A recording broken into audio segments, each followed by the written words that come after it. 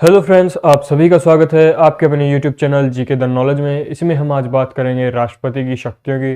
राष्ट्रपति के पास बहुत सारी शक्तियां हैं, जैसे कार्यकारी, वैधानिक, सैन्य या फिर कूटनैतिक, वित्तीय, न्यायिक शक्तियां, आपातकालिक शक्तियां। बहुत सारी शक्तियां हैं राष्ट्रपति के पास। तो आज हम उसकी शक्तियों की बात करते हैं। पहले करते हैं राष्ट्रपति की शक्तियां। सबसे पहले बात करते हैं कार्यकारी शक्ति की। जो पहले बात करेंगे वो है कार्यकारी कार्यकारी शक्ति।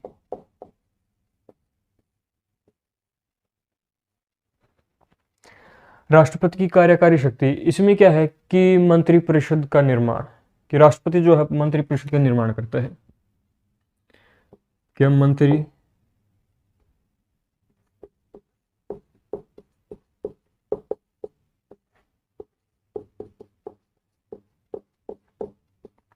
इसमें क्या करता है कि राष्ट्रपति मंत्रिपरिषद का निर्माण करता है, और जो राष्ट्रपति होता है, राष्ट्रपति प्रधानमंत्री की नियुक्ति करता है।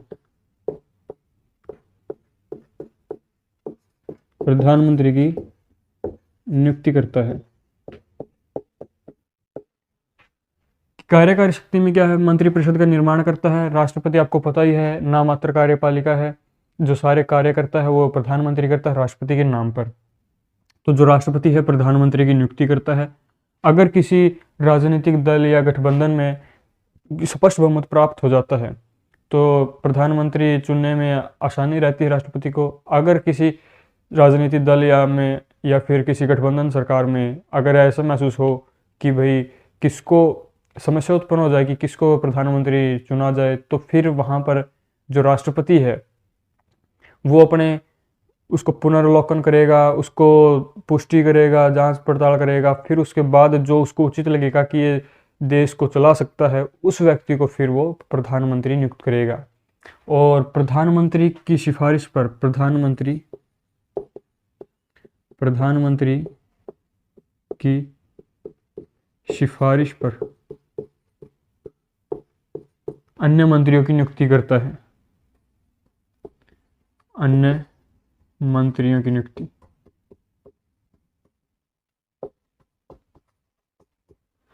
अन्य मंत्रियों की नियुक्ति होती है।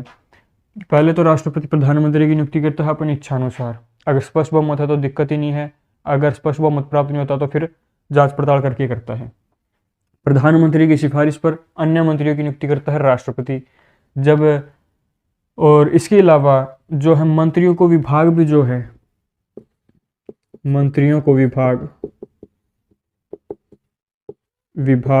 जो देता है कि भाई रेल मंत्रालय किसके पास होगा, रक्षा मंत्रालय कौन होगा, कपड़ा मंत्रालय, शिक्षा मंत्रालय, जो ये विभाग है, मंत्रालय हैं, वो भी राष्ट्रपति प्रधानमंत्री की सिफारिश पर या सलाह पर देता है मंत्रियों को।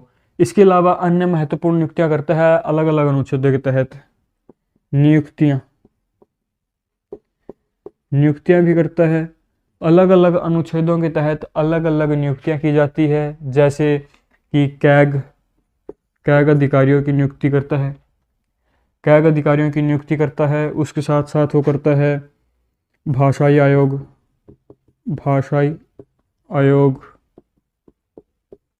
भाषाई आयोग के अलावा करता है अनुसूचित जाति व जनजाति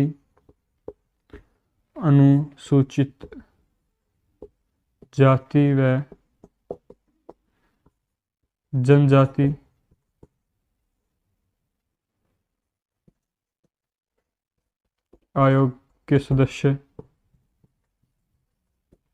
अनुसूचित जाति व जनजाति आयोग के सदस्यों की नियुक्ति। भाषाई आयोग,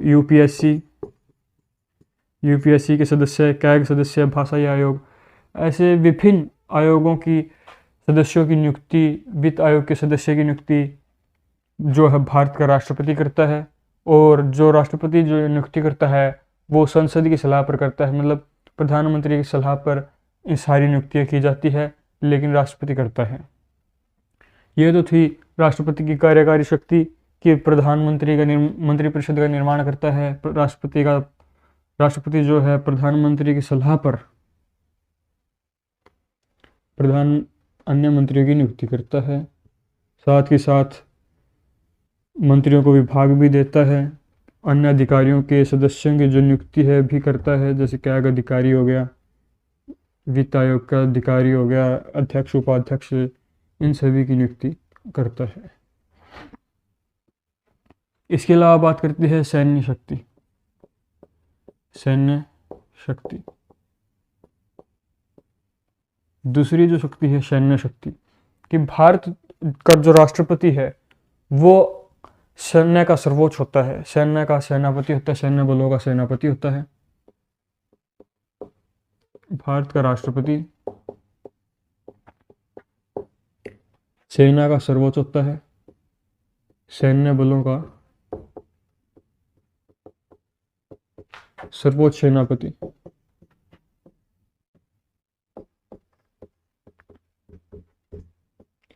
सर्वोच्च सेनापति होता है सैन्य बलों का। और जो थल सेना, वायु सेना, जल सेना, थल, वायु, जल, इन तीनों सेनाओं के जो प्रमुख होते हैं उनकी नियुक्ति भी कौन करता है? प्रमुखों की नियुक्ति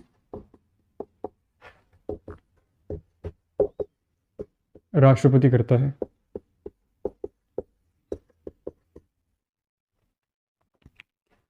थल, वायु, जल के प्रमुखों की नियुक्ति राष्ट्रपति करता है। भारत का राष्ट्रपति जो सैन्य बलों का सर्वोच्च सेनापति होता है। इसके अलावा जो राष्ट्रपति होता है वो युद्ध को आरंभ व समाप्त करने की घोषणा करता है, कि आदेश देता है। युद्ध को आरंभ करने और उसको समाप्त करने की आदेश देता है, घोषणा करता है। और यह सब होता है संसद की स्वीकृति के साथ। अगर संसद की स्वीकृति नहीं होगी तो राष्ट्रपति ये सब नहीं कर सकता, क्योंकि राष्ट्रपति नामात्र कार्यपालिका है। उसके बाद मैं बात करता हूं कूटनीतिक शक्तियां।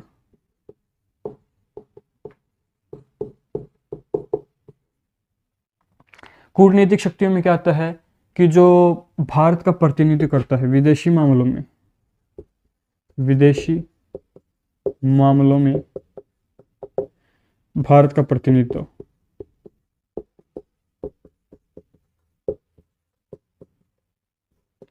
विदेशी मामलों में भारत का प्रतिनिधित्व करता है राष्ट्रपति। और साथ के साथ विदेशों से आने वाले राजदूत और विदेशों में जाने वाले भारतीय राजदूतों का जो स्वागत करता है। इसके अलावा विदेशी मामलों में जितने भी संधियां समझौते किए जाते हैं वो भी राष्ट्रपति के नाम पर किए जाते हैं। जो संधि और समझौते, विदेशी संधि या समझौते राष्ट्रपति के नाम पर किए जाते हैं।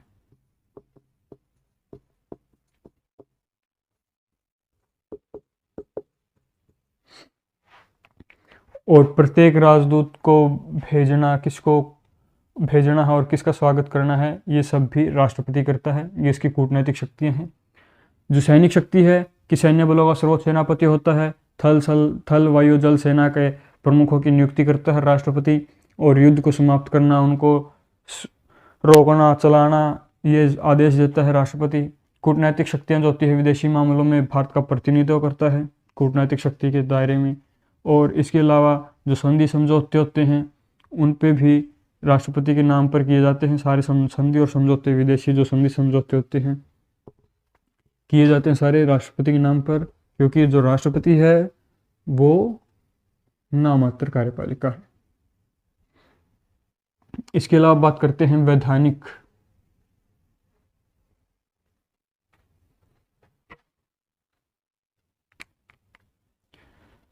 अगली बात करते हैं वैधानिक शक्ति। वैधानिक शक्तियां बहुत सारी भाई, कि जो राष्ट्रपति है आर्टिकल 108 के तहत संसद का संयुक्त अधिवेशन बुला सकता है। संसद का संयुक्त अधिवेशन संसद का संयुक्त अधिवेशन बुला सकता है आर्टिकल 108 के तहत, या फिर किसी एक सदन का भी किसी एक जो सदन होगा उसका भी अधिवेशन बुला सकता है। उसके अलावा बात करते हैं कि संसद के किसी एक सदन या दोनों सदन, संसद के एक सदन या दोनों सदनों में संयुक्त भाषण दे सकता है।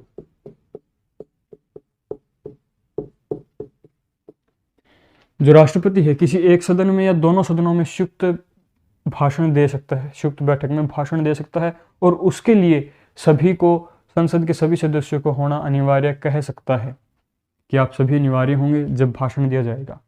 उसके अलावा बात करते हैं कि नई संसद बनती है, जब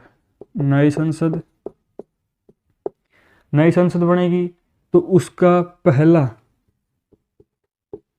अधिवेशन और प्रत्येक वर्ष संसद का पहला अधिवेशन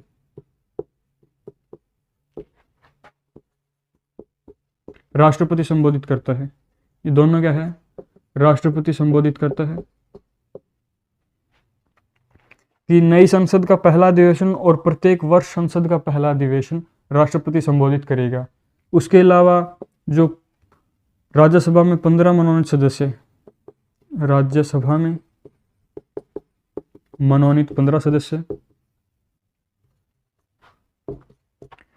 सदस्य और लोकसभा में 2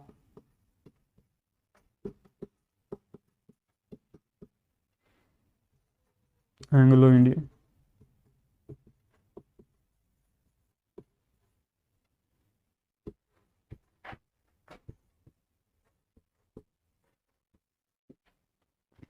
जो राष्ट्रपति है राज्यसभा में मनोनीत 15 सदस्य और लोकसभा में 2 एंग्लो इंडियन को मनोनीत कर सकता है।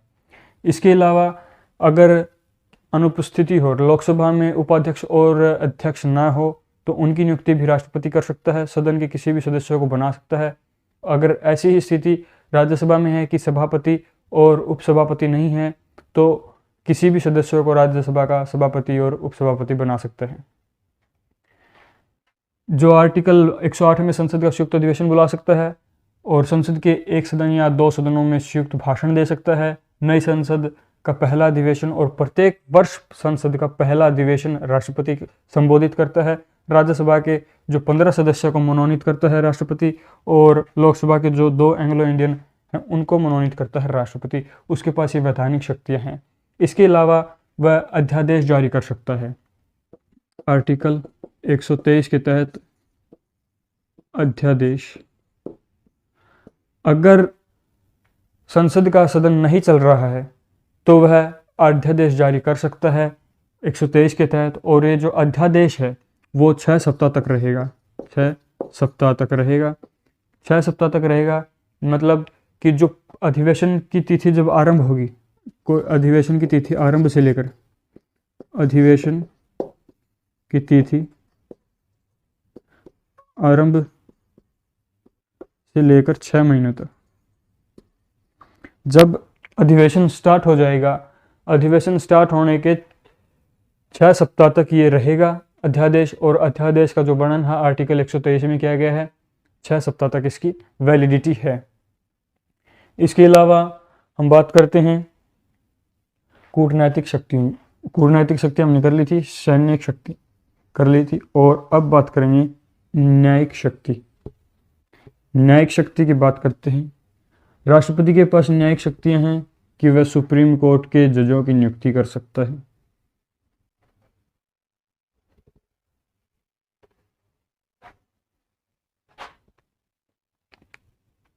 बात करते हैं न्यायिक शक्तियां।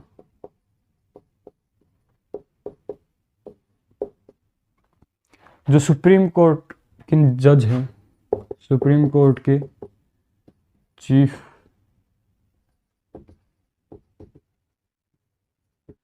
जज की और अन्य जज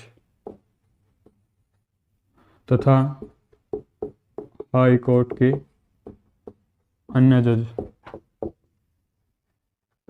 इनकी नियुक्ति करता है राष्ट्रपति। राष्ट्रपति नियुक्ति करता है। सुप्रीम कोर्ट के चीफ जज, अन्य जज तथा हाई कोर्ट के अन्य जजों की नियुक्ति जो है राष्ट्रपति करता है। उसके अलावा जो राष्ट्रपति करता है कि राष्ट्रपति किसी कानून या तथ्य पर सुप्रीम कोर्ट की सलाह ले सकता है, और यह सलाह राष्ट्रपति के लिए बाध्यकारी नहीं है कि वो माने या ना माने। और यह आर्टिकल 143 में इसका वर्णन किया गया है सलाह का। सुप्रीम कोर्ट की सलाह ले सकता है कि राष्ट्रपति किसी भी कानून पर या विषय पर या किसी तथ्य पर सुप्रीम कोर्ट की सलाह ले सकता है, लेकिन सुप्रीम कोर्ट की जो सलाह है उसको मानना न मानना राष्ट्रपति का काम है, बाध्यकारी नहीं होगा राष्ट्रपति। इसके अलावा जो राष्ट्रपति है न्यायालय द्वारा दिए दंड को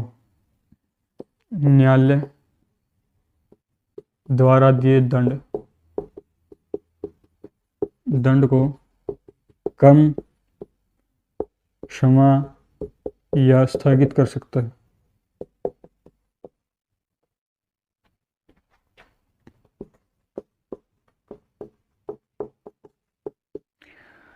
राष्ट्रपति के पास न्यायिक शक्ति में एक और है कि न्यायालय द्वारा कोई दंड दिया जाता है अपराधी को, तो उसको कम कर सकता है, माफ़ कर सकता है या फिर स्थगित कर सकता है। ये तभी होगा जब या तो अपराधी को मृत्यु दंड दिया गया हो, या उसने जो संघीय सरकार के कानून का उल्लंघन किया हो, या तो कानून का उल्लंघन किया हो, या फिर सैन्य न्यायालय द्वारा उसको दंड दिया गया है लेकिन वह किसी अधिकारी को प्रभावी नहीं कर रहा, किसी अधिकारी को नुकसान नहीं पहुंचा रहा, तो वह दंड को कम, क्षमा कर सकता है, लेकिन बढ़ा नहीं सकता राष्ट्रपति दंड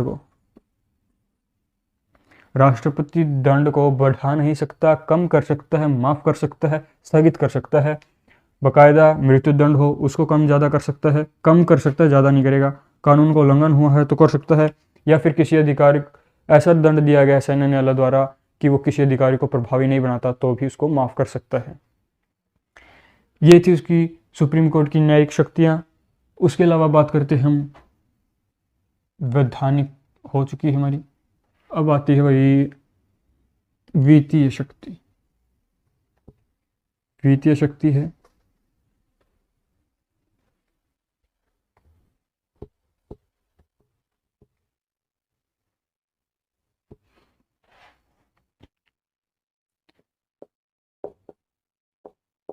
वित्तीय शक्ति।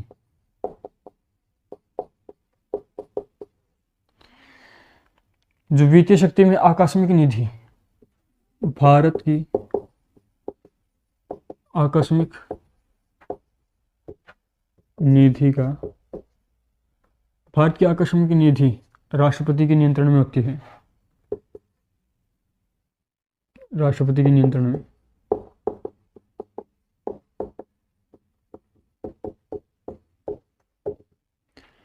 वित्तीय शक्ति में क्या है कि जो आकस्मिक निधि भारत की वो राष्ट्रपति के नियंत्रण में होती है। दूसरा, जो इनकम टैक्स आता है उसको संघ और राज्य सरकारों के बीच इक्वली बांटता है।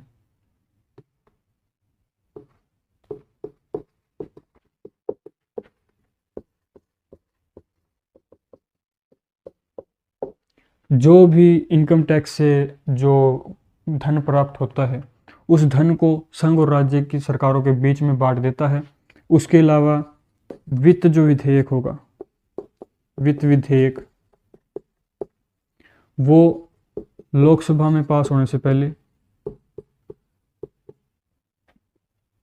पूर्व अनुमति लेनी पड़ेगी।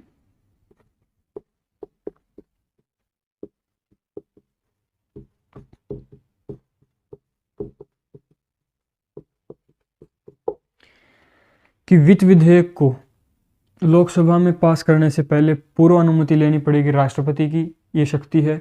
और इनकम टैक्स से जो धन प्राप्त होगा, आयकर से जो द्वारा धन प्राप्त होता है, वो संघ और राज्य सरकारों के बीच बांट दिया जाएगा।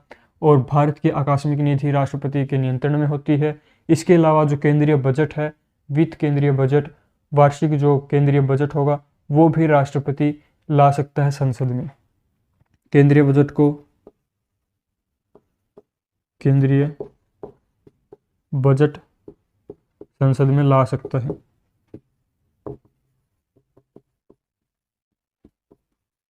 और वित्त आयोग के सदस्यों की नियुक्ति कर सकता है ताकि उनसे सलाह मशवरा किया जाए।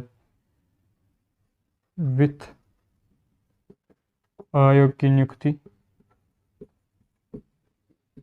ताकि वित्तीय क्षेत्रों से संबंधित सलाह ली जा सके। तो ये थी उसकी वित्तीय शक्तियाँ कि आकस्मिक निधि राष्ट्रपति के नियंत्रण में होती है, जो टैक्स से कर आता है, जो टैक्स से जितना भी धन आता है वो संघ और राज्यों में बांट दिया जाता है। वित्त विधेयक को लोकसभा में पास होने से पहले राष्ट्रपति की अनुमति लेनी पड़ेगी और केंद्रीय बजट संसद में ला सकता है राष्ट्रपति। और वित्त आयोग की नियुक्ति कर सकता है।